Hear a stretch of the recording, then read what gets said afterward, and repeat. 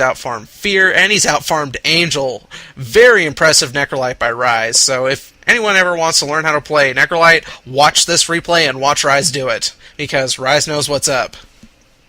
Let's see, I'm just going to go ahead and pause this before it runs out on me. Let's see, Ducky, not the best Ogre match, I'm going to be honest. He did have good stuns. He didn't have very good follow-up from his team is probably the problem here. Is that he probably did, I think he did a little too much roaming early. You saw that he roamed mid, he roamed top, then he roamed bottom, then he roamed jungle, and he just was everywhere, and he just stayed too low level for way too long. Nino did a great job in the early game using Soul Assumption to maximum effectiveness, making sure to Grave Chill and Chain Stun with those birds. So good job by him with cost. Also did a very respectable job with Windrunner, got his Sheep Step, and knew that someone else on his team was getting Mechanism, so skipped that and opted for the Force Staff. So good awareness of what items to get and what works for Windrunner. So good job there. Fear, he made the mistake. Look at this. He's got BKB and boots and a stout shield. I warned him. I tried to tell him, if you just get items on yourself, you're screwed because your bear is not nearly as powerful as you are after about level 17. Because your stats catch up to the bear's and surpass them. If your bear has all the items and you have nothing, and your bear gets killed twice right in a row, guess where all your items are? Not on you, they're just dead. So I'm really disappointed with the Syllabear play by Fear. He's playing way too much like a pub carry, so very disappointed there. And Rape by Sony, I feel like this is probably the biggest problem. Fear probably did this mistake by Fear probably would have been okay if Sony had just picked up some damage items at some point. He was way too dependent on his static link to get him damage, and even at that, he did a good job of maintaining it, but he never used it. He just got focused down all the time, and he responded incorrectly, in my opinion. He had the tank items really early, had a Vanguard and a Hood very, very quickly, and then kept getting tank items. The BKB and the pipe were just too much. That should have been something else. That should have been a Saint Yasha. That should have been a Manta. That should have been Crystallis. Any kind of damage item would have been the thing he needed. And let's take a look over at Sentinel. Miguel really sporting off a lot of different items. This is a Clock's dream to have these kind of items.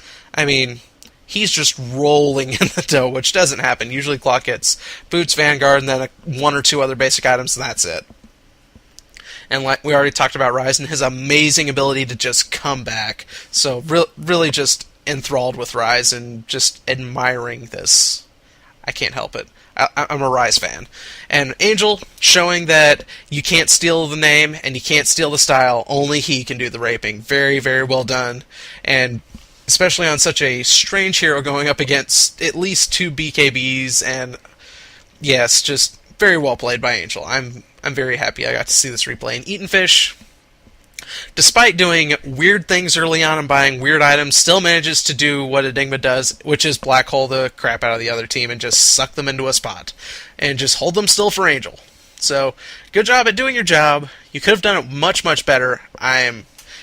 If Sentinel was going to lose at any point, it was because Eaten Fish could never really easily position properly for an ult for an extremely long period of time. If he'd gotten that Blink Dagger, this game would have ended a lot sooner, in my opinion. And Sinner, very well done. I'm very impressed with his awareness of where his team is and what he can do to save his team. You saw him down here earlier when Angel was into a little bit of trouble. He swapped him and then ran the other direction to draw them off of his teammate. Actually, I think that was Clockwork. And over here, swapping from here to here across the cliff to save Angel. That was just very well played. Good job by the Sentinel playing their strategy to this fullest and just letting Angel do his job. That's really what this whole game came down to, is who could let their carries do their job better. Angel did his job. He got the items he wanted. He got his damage. He got his stun. And then he got his BKB. And Razor he took it one step too far. He got the Vanguard, he got the pipe, he got the BKB. And this is too much. I mean, look at his damage. He's got 140, and look at Angel's damage. He's got 250 plus 200 pure damage. you have to keep up with the enemy carry when you're on the carry roll. I mean, there's no other way to put that. But, well, that's it for today. I hope you enjoyed this edition of the DotA Den. This edition of the DotA Den is actually going to be going up for the Dota Commentaries Commentary Tournament, or contest, not tournament. And I'm really hoping that this goes over well, and please give me some feedback. I'm very excited that I'm finally able to do video, and just let me know what you thought of the commentary, and we'll see you next time, probably this time next week. So GG guys, we'll see you later.